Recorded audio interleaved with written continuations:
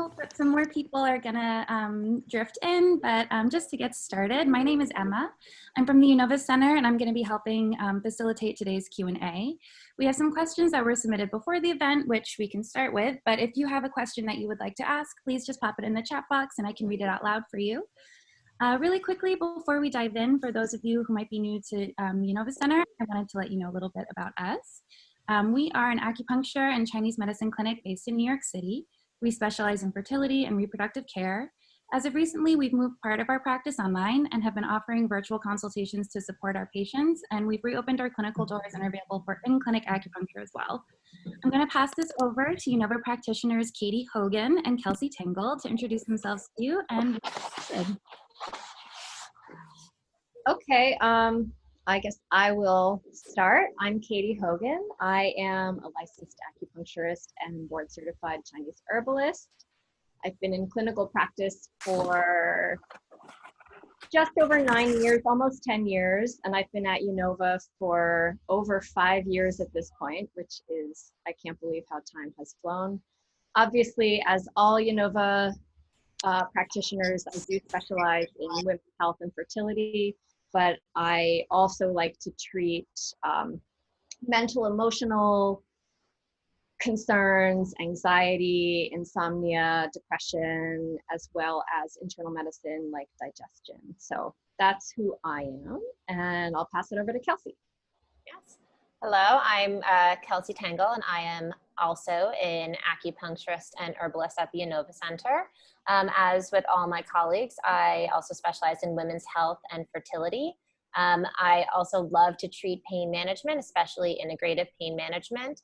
I really find that Chinese medicine is best used when it's used in conjunction with Western medicine, and I really enjoy being able to speak to our patients both from a Chinese medical standpoint, but then also speaking to them from a Western standpoint as well. I've really enjoyed the opportunity to transition into some virtual care with our patients, and really using this time to help give patients an opportunity to make diet and lifestyle changes that maybe would have been a little bit more challenging pre-COVID era, but now that we're all home and we can cook for ourselves and we can take that time to develop a meditation practice, I found that it's been really beneficial for patients to have that extra time with a practitioner. And I'm also really enjoying doing these additional Ask the Herbalist Zoom conversations and giving our community even more of an opportunity to learn from our practitioners. So Katy and I today are going to be talking about mindfulness. Katy and I have had an opportunity to talk to one another, and things that we're realizing is, there is no right or wrong way to have a mindfulness practice, and everyone's mindfulness practices are going to look a little bit different. So know that as we talk through this, everyone's going to have a different experience, but we wanted to just kind of get started by giving a pretty general definition of what is mindfulness. So this is the definition that I'll share to start us off. Mindfulness is a mental state that's achieved by focusing one's awareness on the present moment while calmly acknowledging and accepting one's feelings, thoughts, and bodily sensations without judgment. It's often used as a therapeutic technique. Yeah, I think that's a really great definition of mindfulness because it talks about the awareness and the presence and sort of unhooking from the reactivity of things. So like a very simple way to conceptualize mindfulness is just being aware of and present with exactly what is. So mindfulness is the opposite of mindlessness. Like, so if you say that, if you're being mindless in something, your thoughts are elsewhere. You're in this like trance of thinking, you're thinking about the future, you're worried, you're thinking about the past, you're running stories in your head, and you don't even know how you got from point A to point B, or you washed a sink full of dishes and don't even remember doing it. So that's like a mindless activity, even though your mind is actually going. But mindfulness brings you exactly into the present moment with full awareness of your being in time and space, your activity, whatever it is that's happening in that moment. And that's a great example you use, Katie, of kind of, we talk about when you get in your car and before you know it, you're at your destination. Mm. Which, it's just kind of going into our rote memory. And what happens sometimes is when we go into that state, we miss a lot. We miss a lot of opportunities to be present to the beauty that surrounds us, and an opportunity to be grateful for the life that we have. So hopefully, as we talk a little bit about the mindfulness techniques that Katie and I use, and maybe introduce you to a few other mindfulness techniques, you'll find ways to bring more mindfulness into that routine car ride. So your day can have a little more sparkle to it and be a little less blah. Those are very scientific terms. That's a scientific definition. Yeah.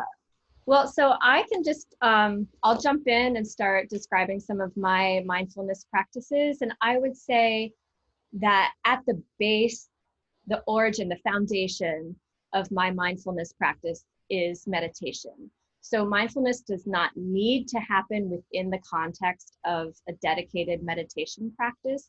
Although for me, meditation has been formative in developing a mindfulness practice. And then with that foundation, I've been able to apply mindfulness in other activities throughout my day. But, so I do your sort of basic, like when you think of meditation, sitting on a cushion, maybe lighting some incense, that is what I do. So it's a quiet seated meditation, and I do various types of mindful meditation. I would say that, so that most basic practice is sitting, focusing on the breath, the sensation of the breath, bringing your awareness, your mindfulness to the breath. So it's not about silencing the mind necessarily as directing the mind's attention to an anchor, which in this case is the breath. And then, so that's one technique, but then I do another technique, which is a little bit more, it has less of that focus. It's something called natural awareness. So rather than deliberately bringing the mind's attention somewhere, I'm letting the mind be wide open and becoming aware of whatever sensation is coming my way. So maybe I hear something outside and I just let that come in, and I'm aware of it. I notice it, I acknowledge it. Or maybe I notice that I am feeling something in my hip as I'm sitting. Or perhaps even more subtly, I'll notice that I feel a tingling sensations and warmth in my hands. Or I might notice the breath. It just might come into my consciousness in that moment. You can even do this practice with eyes open, so you can notice what's in my visual field. And the idea of this practice is not to say, okay, now I'm focusing on the breath. Now I'm focusing on sounds. Now I'm focusing on body sensations. It's just remaining completely wide open and allowing whatever comes to come. And then when it does come, noticing it. And so one of the things that I might notice are thoughts, right? So the thoughts are never going to stop coming. It's not like, I think probably there are some yogis and monks where the thoughts stop coming. I'm not that. I'm just a normal New Yorker doing my, living my life. And so I am also not there either, Katie. There's a lot of things going on in here. So the trick with mindfulness is, rather than judging those thoughts or getting hooked on the thought and following the thought and getting sucked into that trance of thinking, storytelling, narrative, worry, anxiety, you just, as soon as you notice you're thinking, you just notice that you're thinking and let it go. And then the next thing comes in, and maybe that next thing that comes in is an awareness of the breath, or an awareness of a body sensation, or an awareness of a sound. So we're going to actually do a little meditation practice at the end. So we'll guide you through this a little bit later, but that's my primary practice. And then from there, when I am doing things during the day, I'll just try to put myself in that state and notice what's happening. What am I feeling in my body? What am I seeing? What am I hearing? Do I feel my breath? Just things like that. Mhm. I think that's great. We've talked about the natural awareness, and we were talking a little bit before this Zoom talk, or this before the Zoom talk started. And oftentimes I'll find that I'll be in my like final shavasana at yoga, and I'll have a thought come to my mind that was maybe like an awkward experience in high school, or a confrontation that I'm still apparently dwelling on. And I think in the past, prior to developing a mindfulness practice, I would have been really judgmental of myself, and I maybe would have continued down a judgmental path of being like, oh my goodness, Kelsey, that was such a dumb thing you did. I can't believe you did that, this or that, the other thing. And having that mindfulness and recognizing like, wow, this is, I'm letting that go. This is not a time, I'm not thinking about something that happened 10 years ago. I'm letting that thought go. And then just like Katy said, as you let those go, it does open you up for other opportunities to tap into that present moment, to come back to the breath, to come back to the sensations of your body, and realizing with time what a more beneficial use of your time that really is. Kelsey, not to interrupt you, but just to highlight what you're saying, I think that's really key, that sort of letting go of the judgment that comes. Because so often when we have a memory like that, or have a future anxiety, you know, whatever it may be, or even in a meditation practice, when a thought comes in and you get hooked on the thought, you start judging yourself around it. And part of a really beneficial mindfulness practice is to notice that you're judging and to let that go. So yeah, that's really key. And I'm really glad that you mentioned that, because I just wanted to highlight it. I came to a mindfulness practice through a meditation practice, which I found through yoga in my early 20s. And it was really through doing my teacher training with the man Dharma Mitra that I was able to have a more meaningful meditation practice. And Dharma Mitra, the yoga practice itself, is a more mindful one. It's a hatha practice. We move really slow while we're holding these postures. We really ask ourselves to tap into, what does this feel like in my body? What does this feel like in my hip to be in pigeon pose? And again, really letting go of that judgment, and also letting go of expectations. That's another important thing about having a mindfulness practice or a meditation practice, is you need to let go of some of the expectations. You don't sit down and say, I'm going to be so mindful, and I'm going to be so enlightened, and I'm going to empty my head. I'm going to have no negative thoughts today. It doesn't typically work that way. I don't know, Katy, does it ever work like that for you? Every day. No, it does not work that way. It does not work that way. So in doing this practice, I think even the idea of it, it's a practice. You know, this is not something we're expected to be great at right away. We come up and we show up to a meditation practice or a mindfulness practice every time. And the more we show up and the more we practice, the better we're going to get at it. I have found that over the years, having a mindfulness practice has really helped to reduce a lot of my anxiety. And it's also helped me to be more in tune to my emotions. I think in the past, I could maybe let something like anxiety just bring me through the entire day. And I wouldn't necessarily know why I was feeling that way. It would just kind of take me through the day. But a mindfulness practice that I work on a lot is really naming the emotion.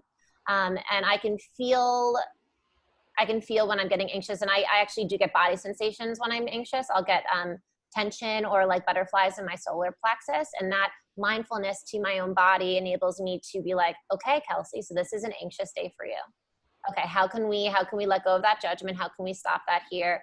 How can we be present? And every time I need to show back up and show up for myself to help to be more mindful in that day, and not let anxiety just kind of take over. Other things I do for my mindfulness practice, which really again kind of comes from a lot of my yoga practice, is that body scanning is something that I do regularly. I'll do it during my shavasana, my final relaxation, but then I also do it while I'm in my asana practice as well, and really feeling what is my body telling me today, and enjoying that feedback. And so as you've been listening to Kelsey talk and to me talk, I think one of the things that you might be thinking is like that in general, mindfulness can look like many things, right? Mm-hmm. It can be a seated meditation practice. It can be part of your yoga practice. It can be part of shavasana, but it can also be these micro moments at any moment during the day that you can, if you just bring your attention back to the present moment, to awareness. What's happening in your body, what's happening with your activity.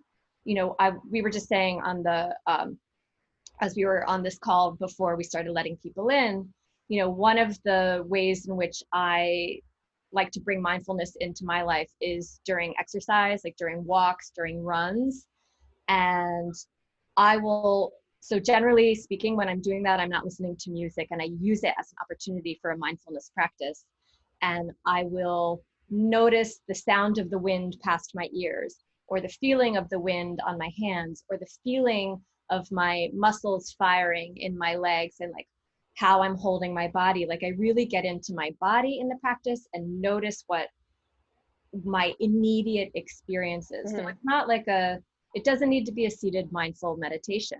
It can be, you can bring it in any time of your day. 100%. Another great exercise to do with mindfulness is a lot of people practice mindful eating.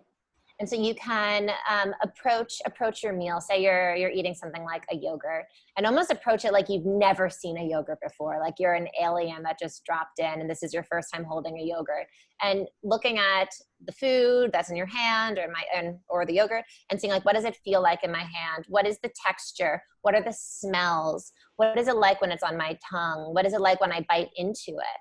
How am I digesting it? Can I feel it moving down my esophagus and into my stomach? And really breaking down something that you could have eaten in 10 bites over the course of a minute and a half. What is it like if you actually take 5 minutes and savor that and really waken your senses? And I think hopefully you find that it can be an enjoyable experience to have. And there's a lot of benefits to having a mindfulness practice. Yeah, I was just going to say, so like a practice like that, where you're taking time and savoring it, even just that one little act with the yogurt, like that is illustrative of the benefits that can come. So when you take a moment and savor something, it enables you to appreciate and have gratitude like in any given moment. So, you know, we're going to be talking about the benefits of mindfulness, and we've already talked about gratitude a little bit, but like definitely one of the key benefits is it creates an opportunity for gratitude. And when we're in a state of gratitude, that actually is a very expansive state. It's very good for our mental health. It's good for our physical health. So this is just one of the many benefits that come from mindfulness. For sure. And I think, and also helping with the mental health, one of the things that I talked about, you know, it helps you kind of recognize what are your emotions, and a little bit having ownership of your emotions. It can also help you be a little less reactive in the moment as well, instead being mindful of what you're feeling so that you don't just lash out. People find that as you develop this mindfulness practice, you'll be able to help increase your focus and your mental clarity. Katie, have you found that to be the case for you? Like your ability to focus, it improves memory overall? Definitely. I've noticed when I try to have a daily practice and I get derailed for sure. And I'm full confession, like the past few weeks, I've not been in my daily practice.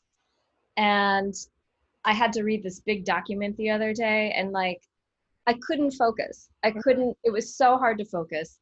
And so I thought, let me take a moment, and I did a meditation, and it enabled me to get my focus back. Now, you know, a lot of the benefits that we're talking about are not necessarily these like quick and easy, immediate benefits. They're benefits that develop over time.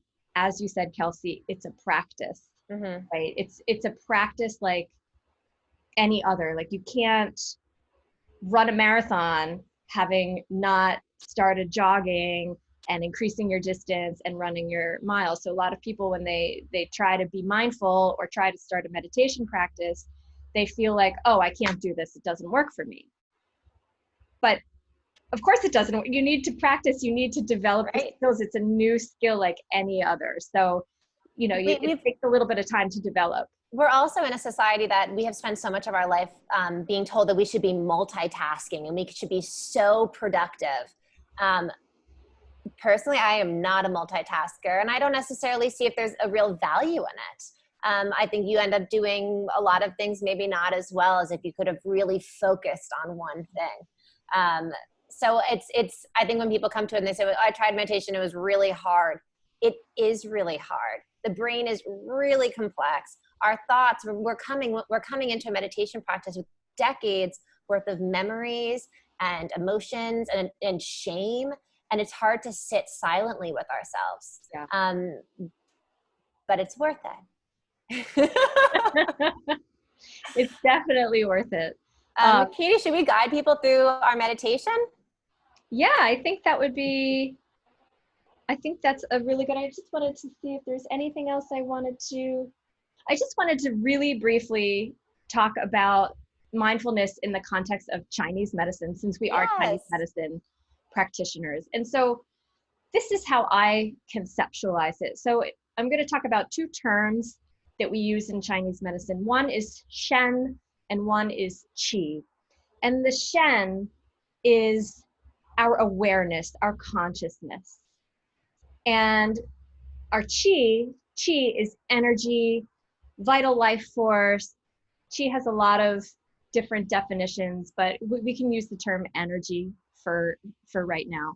So basically, mindfulness in Chinese medicine is bringing the Shen, the awareness, which is a very sacred part of our being, to the forefront and putting that Shen on whatever our present moment is, whatever activity it is that we're doing, whatever part of our body that we might be feeling, or if there's any kind of imbalance. Like, we work a lot in fertility, for example. So one of the practices that I bring a lot of my fertility patients into is a yoga pose that, Kelsey, I'm sure you will know, Supta Baddha Konasana, so reclined bound angle pose. So basically, without getting into too much detail, it's like legs in a diamond and lying down. And then I have our fertility clients put their hands on their lower abdomen and bring their attention, their Shen, their awareness,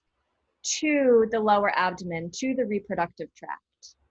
And the idea behind this is that where our Shen and attention goes, the Qi, the energy flows. So, that you hear little sayings in mindfulness circles, like where the mind goes, the energy flows, where the attention goes, the energy flows. But it's true. So where the Shen goes, the Qi goes.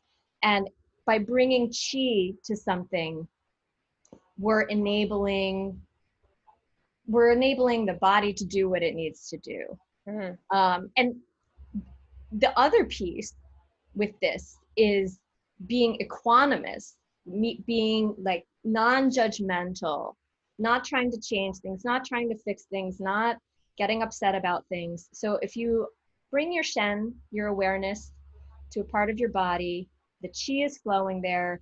And then let's say you have an area of pain and you bring your Qi, you bring your Shen there, which brings the energy there.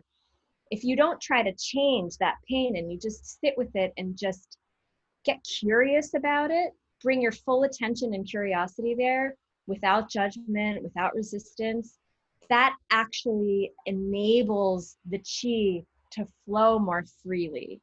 So this kind of equanimity that we bring to the mindfulness allows for greater flow. So that's just a little bit about how I conceptualize it in terms of Chinese medicine. I love that. I love the idea of bringing your curiosity to the body. I mean, I think a kind of going again to a gratitude practice. It is, I mean, if you're an acupuncturist, we have an innate love for the body, and recognizing that the body is so intelligent that it has the ability to heal. It has healing mechanisms that are innately part of it. And then kind of sitting with your body and bringing your attention there, allowing your Qi and your Shen to be present in the areas of your body that need a little extra focus. I need maybe a little more love. I mean, I often been telling my patients, bring love there, bring appreciation. It can be a very powerful practice. Absolutely. And I think it's an area also sometimes, especially with our fertility patients, that maybe they have started to have a negative relationship with, and they don't want to think about anymore. They kind of want to disconnect. And it's really a time that you want to be more connected to your body. You want to be more mindful, really living fully present within your body. Without judgment. Without judgment. Yeah. Perfect. Yeah, right. so let's do a little meditation. Is everybody ready? Yeah, so I'm gonna get us started. I'll bring us into our bodies, and then Katie is gonna guide us through a natural awareness practice. So it'll be 2 parts. At one point, I'll pass it over to Katie, so you know what to expect when it's happening. All right, well, Yinova community, when you're ready, you can just come to a nice comfortable seat. Allow your eyes to close. Bring all your attention into your body.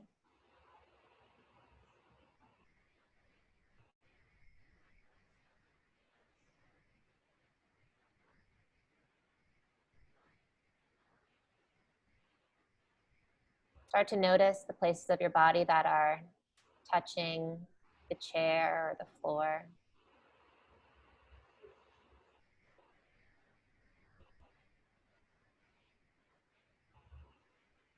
And then just gently scan the body for any areas that have increased sensation. Maybe they feel warm or tingly. Maybe it's an area of pain or discomfort. As you bring your attention there, don't judge the area, but just allow the mind to rest there. Bringing curiosity to the sensations that your body is giving you.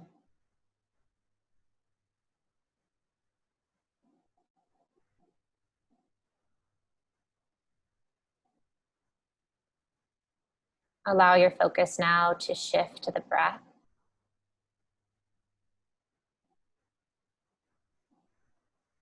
And notice, where do you feel the breath? Do you feel it in your lower abdomen, in your chest, in the throat? Or do you feel it right around the nasal openings, the nostrils?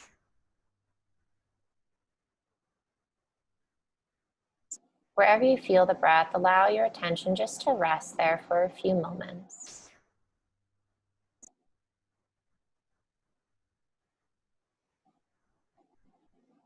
Feeling that sense of expansiveness. And then that retraction as you exhale.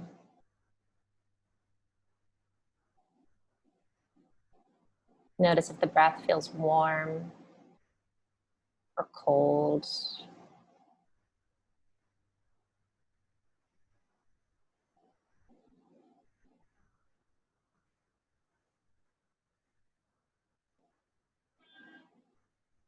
We're going to slowly move through the body, doing a bit of a scan, just bringing us completely present into this moment.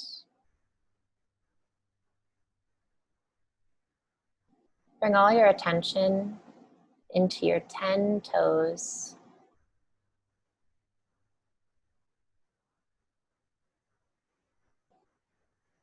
Now feel your foot on the ground, noticing the areas where it touches and the areas where it doesn't. Notice the lift of your arch.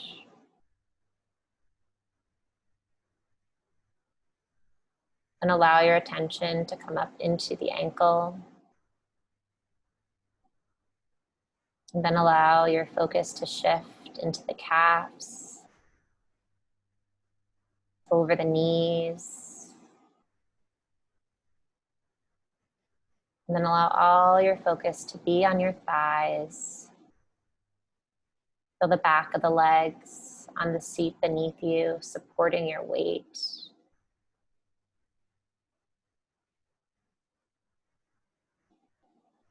Let your attention now shift to the sit bones. Feel the heaviness of your sit bones on the seat beneath you.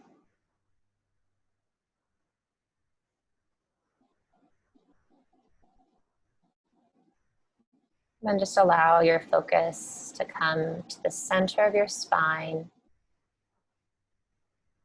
Feeling all your vertebrae stacked one on top of the other.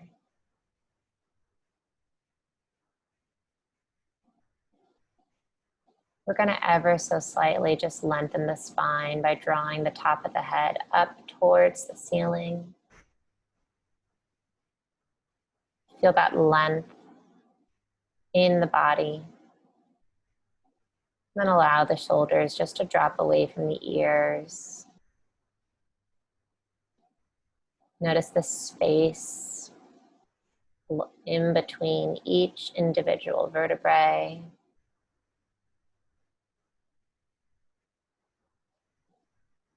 And allow your attention now to move into the face.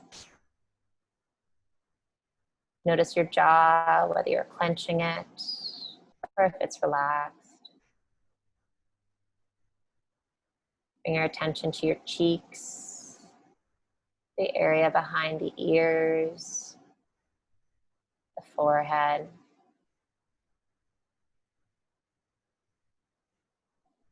And in this moment, allow yourself to be completely present within the body, completely aware of all the sensations and the feedback it's giving you.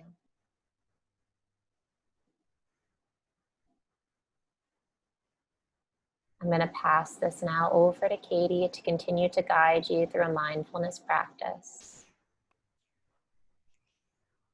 So as you're in this present state in your body, you can begin to open your attention and your awareness wider than just your body.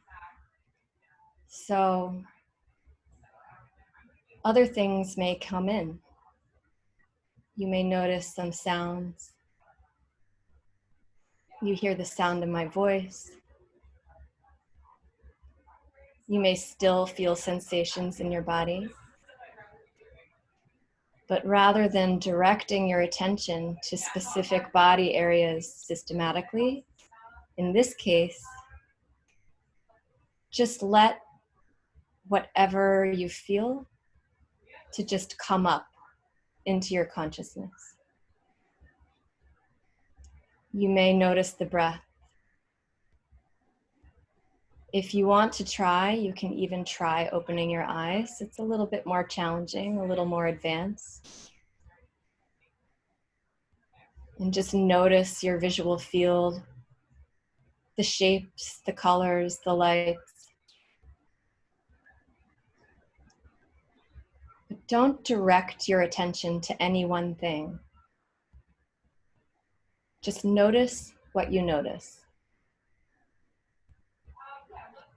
One thing that will be pecking at you are thoughts. When you notice a thought, just notice it and let it go.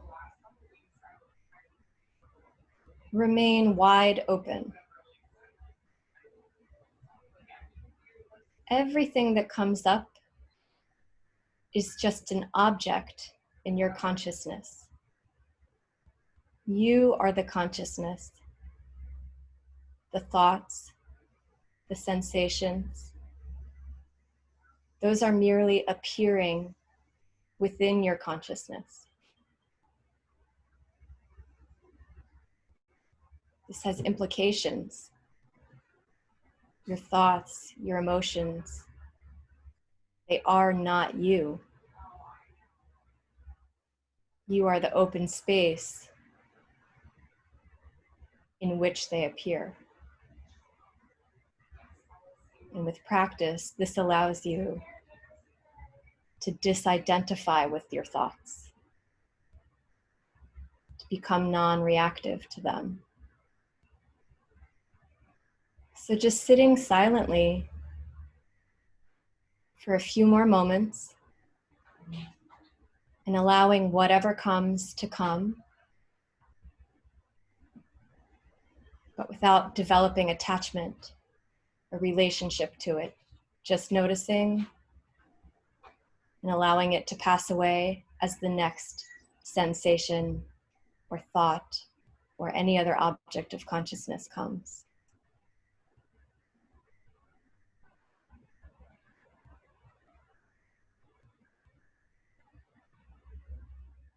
If you do find that you're hooked in a thought, without any judgment of yourself. Just let it go and come back to the place of openness.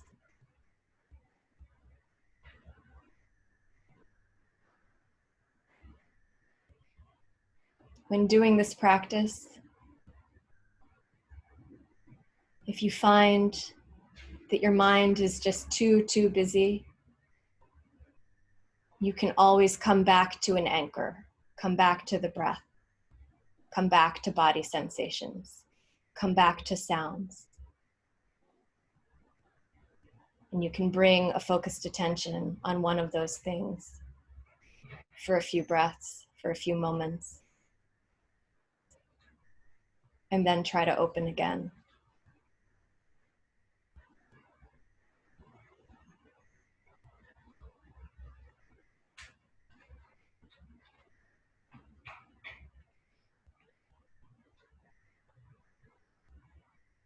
And I would say, let's just spend just another moment or two here. And when you're ready, in your own time, you can begin to come back. Open your eyes if they're closed.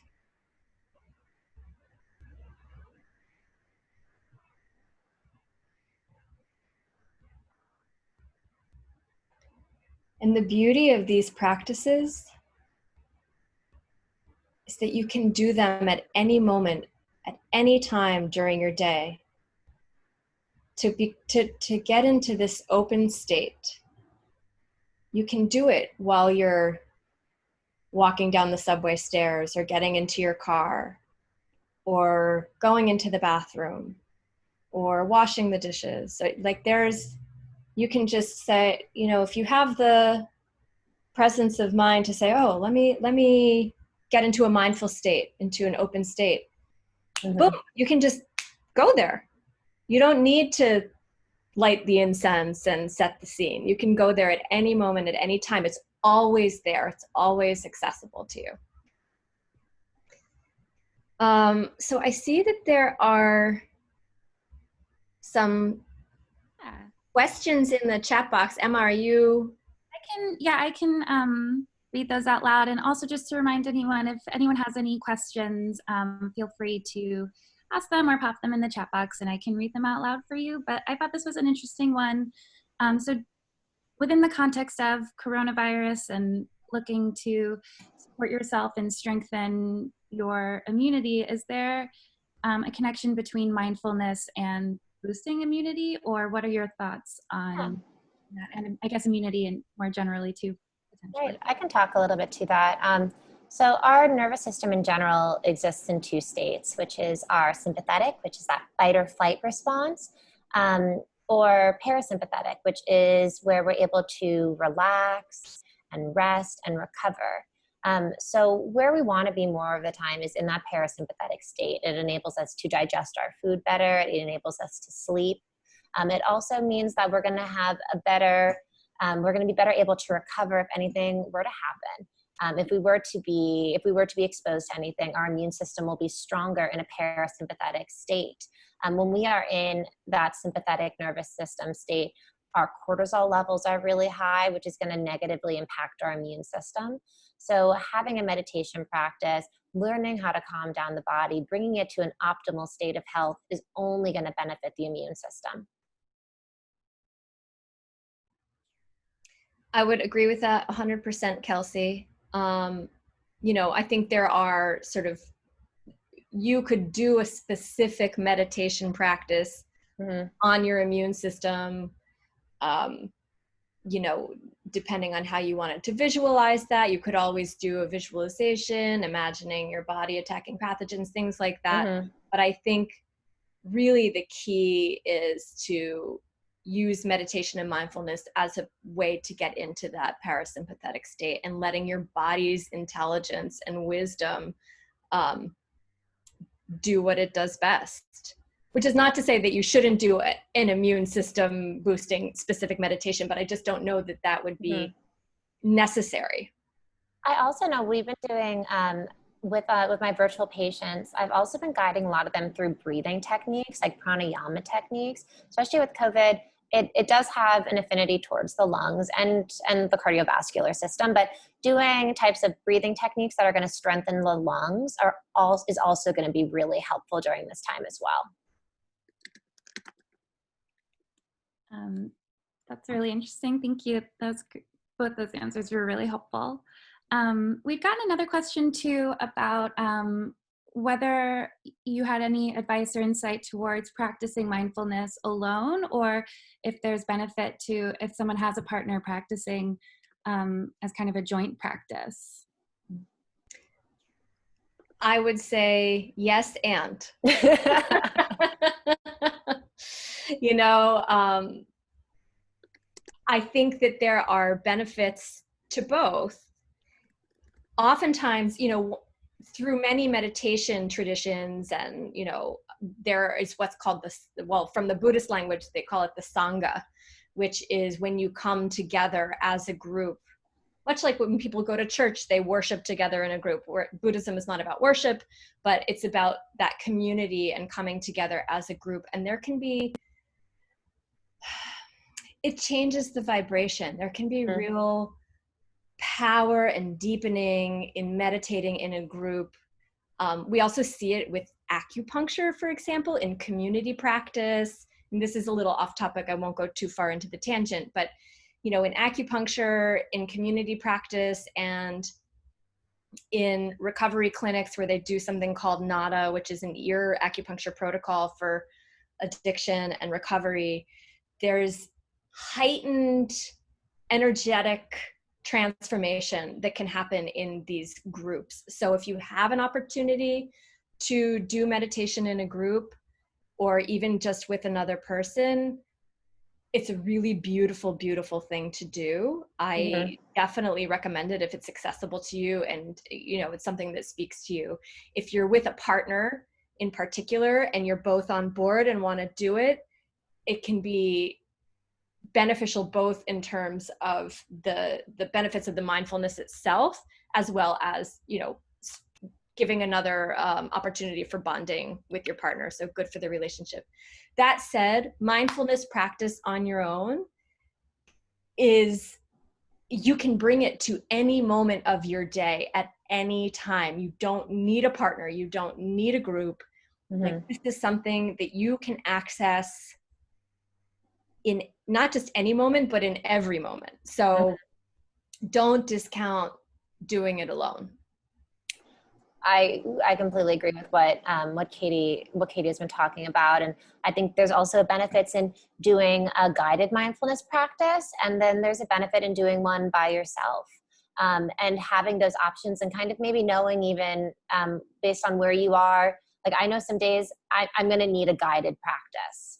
I'm going to need to tap into a phone app like Headspace or something like that. I'm going to need to go to a meditation class. And then there's times that I can just sit by myself. And then in regards to doing a meditation practice or mindfulness practice with a partner, it really made me think a lot of Jill Blakeway's book, Sex Again. She has a lot of mindfulness exercises that you can do with your partner that will bring you closer sexually, but then also emotionally and spiritually as well. And when it's in a safe space and it's a partner that you trust and you can be open with each other, it is very powerful. And I like Katy said, it's yes and. So there is always an opportunity to add more mindfulness into your life, and there really is no wrong way to do it. And this is a practice that you can keep doing over and over again. And Kelsey, I love what you said about sometimes wanting to go to the guided practice and sometimes practicing on your own. It's like working out, right? Like, so sometimes you want to go to a group class. Sometimes you want a one-on-one with a personal trainer. And sometimes you want to just do your workout on your own. And so it kind of depends on just where you are in the moment. They're all right answers. There's not like a one size fits all. Amazing. Someone also just privately messaged if you guys had any advice on herbs more generally just for women's health, and they're wondering what your advice would be on herbs. So at Yinova, we practice Chinese medicine. And this is a very specific and intricate system of medicine. So there are not general herbs that I would recommend. I would say, having a consultation where we do an in-depth intake, we get to hear exactly what's happening in your body, what your concerns are, what your goals are, doing an entire health history, not just about women's health. That enables us to identify what we call your diagnosis. We call it your pattern, your constitutional pattern, meaning like sort of who you are as a foundation of your being, and then also in terms of like what's happening now in the present moment. So we say like the root and the branch, like the constitution and what's happening, and then the symptoms. So it does not offer a one-size-fits-all approach. Everything is highly customized, specific, carefully crafted just for you. So, if you are interested in Chinese herbal medicine, I would just, strongly encourage you to come on in or, do a virtual initial session, and we can get all of the details and we can prescribe for you a tailored formula just for you. Yeah, 100%. I mean, Chinese medicine in general and all the practitioners at Yinova, we really recognize that no two women are the same, and no two women's experience with their own health and their own fertility is the same. So it really, it's a disservice to say that there would be one fertility herb, because everyone needs different things for their own fertility. And so coming in and having that customized experience is really where we're able to meet the patient where they're at. And it's really the benefit and the beauty of Chinese medicine. So if it's something that you're interested in, I hope that you're able to come in. Wonderful. I think those were all of the questions, unless anyone has any last minute questions. But I wanted to thank you both so much for this session. I feel like I've learned a lot, and I feel like I can definitely go through the rest of my day with a little bit more sparkle and a bit less blah. Emma, sorry, I don't mean to cut you off, but I just thought of one thing that I wanted to say before we wrap up, which is that there are so many resources available for mindfulness and meditation. There are paid apps, there are free apps, there are teachers. Now with coronavirus, so much stuff is happening on Zoom. There are like Zoom gatherings. So, there is no dearth of resources for this. I could overwhelm you with like, go to this app, go to that app, go to that. I will share with you just a couple of resources that I have found helpful. And just know that that list is by no means exhaustive. So one of my favorite apps is something called Insight Timer, INSIGHT, Insight Timer. It's a free app. They do have some paid course material that you can opt into, but the free app has so much stuff available. It has just a timer function if you want to time your meditations, but it has many, many, many different teachers, many different styles of meditation. It's just— They have courses, 10-day courses, month-long courses. It's an incredible resource, so I encourage you to check it out. And one teacher in particular that I really love is a woman named Tara Brach, B-R-A-C-H. And she does come from a Buddhist tradition, although you do not need to subscribe to Buddhism or any particular spiritual or religious proclivity in order to benefit from her meditations. It's extremely accessible, secular, open.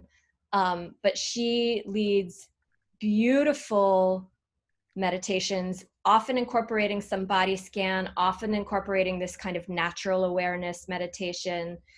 It's just, you can find her, you can find her if you go to tarabrach.com, TARABRACH.com. And she also has a podcast. So the way her podcast is organized, basically one episode will be like a Dharma talk, which is more of a lecture on a particular theme. And the next part of that would be just a guided meditation. So you don't need to listen to the Dharma talks if that doesn't speak to you. But every other episode essentially is about a 20-25 minute guided meditation. And I'm excited. I'm going to start listening to her. She's amazing. I love her. So recommend. Amazing. Yeah, and we'll definitely recap all of this and send an email to everyone with these recommendations. And we hope that they help you as you find some mindfulness. Were there any more questions? Okay, great. I think that's a wrap. Thank you for coming. This was so great. Thank you. Thank you, everyone. Thank you. I hope you enjoyed it. Yeah, thank you, Katie. I feel nice and relaxed today. I feel so chill. I want to go sit and meditate now, but I have to get ready to go into the clinic. Me too. But I'm going to bring this sense of mindfulness into my practice for the rest of the evening. Totally. Bye, everyone. Thank you so much. Bye, everyone.